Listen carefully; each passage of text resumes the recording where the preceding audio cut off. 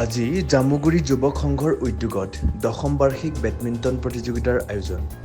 বটদ্ৰৱাৰ নিকটৱৰ্তী জামুগুৰি সংঘৰ উদ্যোগত দশম বাৰ্ষিকী বেডমিণ্টন প্ৰতিযোগিতাৰ আজি সন্ধিয়া ৭ বজাত জামুগুৰি এম.ই. মাদ্ৰাছা খেলপথাৰত এদিনীয়া আকৰ্ষণীয় নৈশ বেডমিণ্টন প্ৰতিযোগিতা অনুষ্ঠিত হ'ব। অসম তথা বহিৰাজ্যৰ খেলুৱৈসকলে অংশগ্ৰহণ কৰাৰ লগতে বহুকেইগৰাকী বিশিষ্ট অতিথিসকল উপস্থিত থাকিব।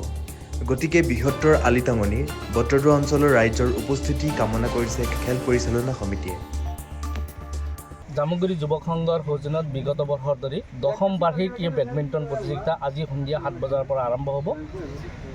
জামুগুৰিৰ পৰা এই নগাঁও জিলাৰ উত্তৰ পূব অঞ্চলত উত্তৰ দক্ষিণ পশ্চিম অঞ্চলত জামুগুৰিৰ পৰা এই বেডমিণ্টন প্ৰতিযোগিতা ক'বলৈ গ'লে আৰম্ভ হৈছিলে আৰু বৰ্তমান এই অঞ্চলজুৰি এই খেলটো বিয়পি পৰিছে আৰু বহুত উৎসাহ উদ্দীপনাৰে আমাৰ জামুগুৰি যুৱকসকল ৰৈ থাকে কেতিয়া এই খেলখন পাতিব বুলি।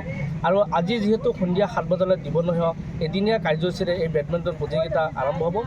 ৰাজ্যৰ তথা বহিৰাজ্যৰ ভাল খেলুৱৈসকলে আজি এই খেলত অংশগ্ৰহণ কৰিব। গতিকে সমূহ ৰাইজক আমি আহ্বান জনাম, আপোনালোকে আহক জামুগুৰি এম.ই. মাদ্ৰাছা খেলপথাৰত আপোনালোকে আহক, আজি এই দিবনহীয়া বেডমিণ্টন প্ৰতিযোগিতা খেলখন উপভোগ কৰক। বটদ্ৰৱাৰ পৰা ইফাকুল ইছলামৰ ৰিপৰ্ট E24 লাইভ ব্ৰেকিং।